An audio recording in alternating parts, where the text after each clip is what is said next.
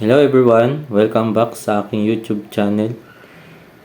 So for today's video po, ang i-discuss ko po sa inyo is yung about sa BIM or Building Information Modeling and yung REVIT Software.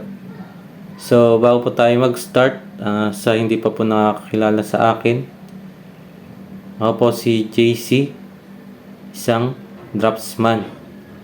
Kung bago ka lang po dito sa aking channel, huwag mo pong kalimutang i-like, share, and subscribe. Click mo na din po yung notification bell all para lagi kang updated sa mga bagong upload na video. So yun guys, mag-start na tayo.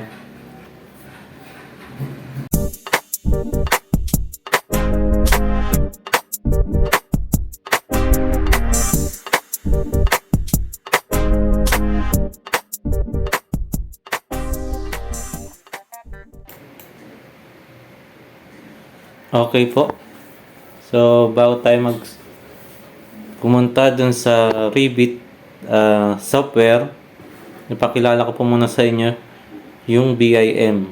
So, ang BIM po is Building Information Modeling.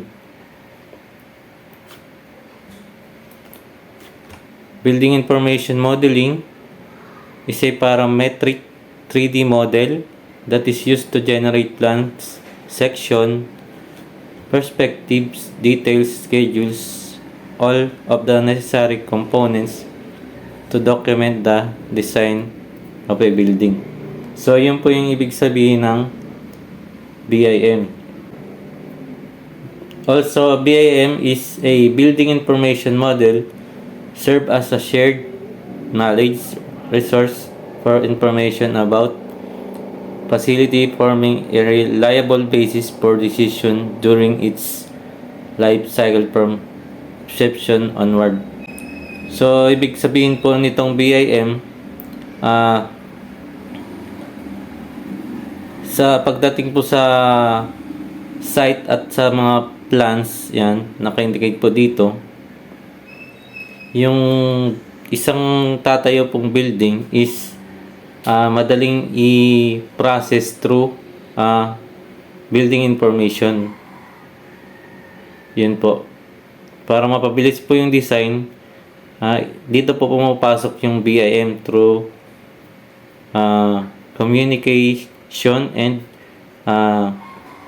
modeling. So, yung mga information po na kailangan, andun na po sa model. Then, kung yung mga design pag may ni-revise, so bago po i-implement sa site, sa modeling or dun sa tinatawag nating software na REVIT, ina-update na po siya dun bago i-apply sa site.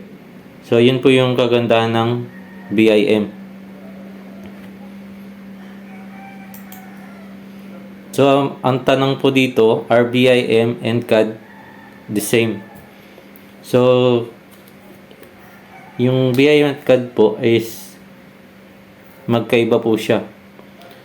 So, nasabi po dito, there are a lot of similarities on paper. Practice that difference become clearer, like BIM, CAD, or computer-aided design. Involved, they use software to create simulated visualization project. Yun po yung sinasabi ko, yung sa REVIT software. So, CAD is most commonly used by engineers to create details. Yan. So, pagdating po naman sa CAD, dito po pumapasok yung drawing na 2D or 3D models. Complex mechanical assemblies and has been wide used by variety of industries over the last 20 years. So, gano'n na po katagal yung software. So, kaya magkaiba po talaga yung BIM at CAD. So, kung sa hindi pa po nakakaalam or mga baguhan pa po dito sa BIM, so, kung marunong ka na po ng CAD, so, madali mo na po maintindihan pagdating po sa BIM.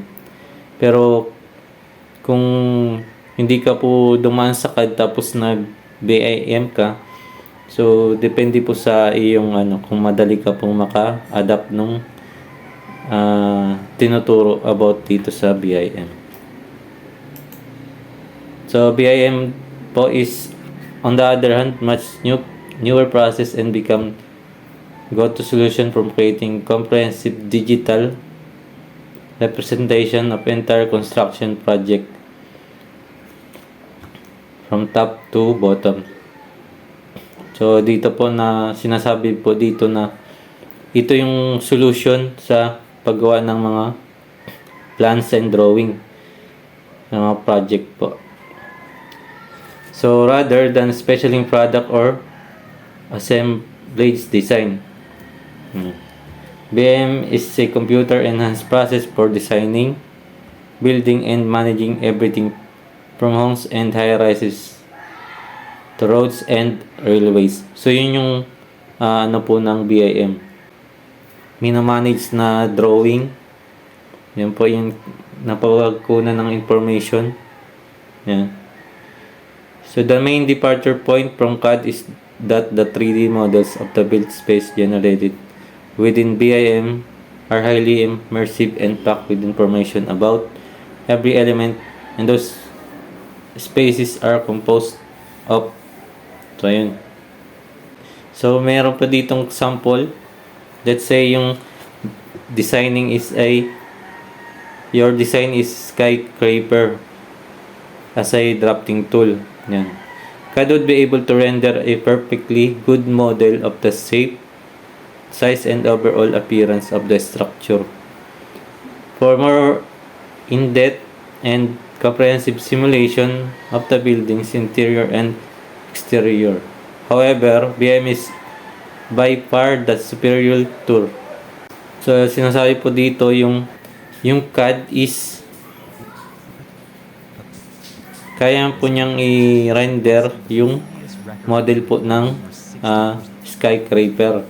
Yung kaya din po niya ipakita yung buong appearance ng building or yung structure. However po, yung BIM is parang pinakang mataas na tool. Kumbaga, si CAD kayang pakita yung 2D and 3D model kung ano yung actual ng design ng building. So, si BIM po is parang as much as ang tawag dito upgraded siya yung design niya and yung mga tools niya. Yun po ang ibig sabihin. In addition to generate detailed 3D model of your skyscraper, BIM incorporates granular information about each of the building, functional and physical components, from the various construction materials involved to the HVAC and electrical wiring system. You can then explore, manipulate, and make revision to each of those components as your project evolves over time. So, sabi po dito, you can generate detailed 3D model po. Sabi dito. Then, yung BIM can incorporate information. So, lahat po ng trade or specific drawing dun sa construction or yung tinatayong yung model na skyscraper. So, dito pinapakita yung lahat ng trade, yung tinatawag na MEPF or MEP, and then yung HVAC, yan yung, and electrical wiring system. Pwede din po tayo dito mag-explore yan and make the revision. So, kung yun, katulad po ng sinasabi ko kanina, once na ang example po nito, once na ongoing na po sa site ng mga pag-install, pagbuhos ng slab, ganito. Pag nakita po nila na conflict sa site, so, pag nilatag nila sa site, yung kunyari pipe or mga wiring, so, pag may nakita silang conflict doon, So, pwede nilang i-revise dun sa mga dun sa BIM modeling. So, dito, how can BIM be used to help contractor? So, paano po ito nakakatulong sa contractor? Sabi dito, use BIM stand to reap a host of benefit at every stage of the construction process. Clients appreciate precise visualization and transparent methodologies before committing to breaking ground on project. BIM allows you to deliver on this promise and get clients on board faster by empowering you to give impressive realistic tours through the halls of your building. So sabi dito, through BIM, kaya nakakatulong yung BIM sa contractor through visualization of the project.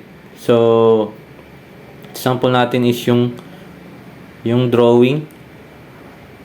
So, kung walang hawak ng drawing ang mga contractor, so hindi nila masundan yung itatayong project o yung building.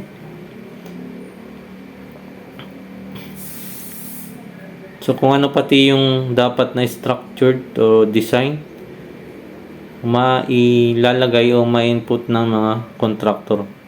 Kaya talagang nakakatulong ang BIM sa mga contractor. So, dito na pumapasok yung software natin na Autodesk Revit. So, yung Autodesk Revit is a building information modeling. So, yung BIM software tool for architects, landscape architects, structural engineers, mechanical, electrical, and plumbing, map engineers, designers, and contractors. Yan yung sinasabi ko kanina na lahat ng trade is kasama dito sa BIM or sa Autodesk Revit software. The original software was developed by Charles River and software founded in 1997, renamed REVIT. Yun, doon pa lang pala siya tinawag na REVIT. Technology Corporation in 2000 and acquired by Autodesk in 2002. So, yun yung Autodesk REVIT.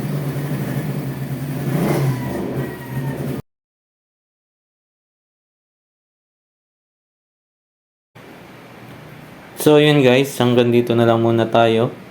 So, sa next video natin, is ituturo ko na yung Revit tutorials, yan. So, mag-start na tayo mag-Revit.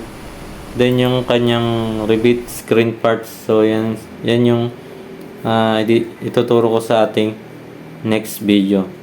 So, yun. Thank you for watching. Sana may natutunan kayo sa tinuro ko ngayon. Kung may tanong kayo about sa BIM, comment lang kayo dito sa baba or sa comment section ng video na to. Then, sasagutin natin sa ating next video. So, yun guys, salamat sa panood. Ingat!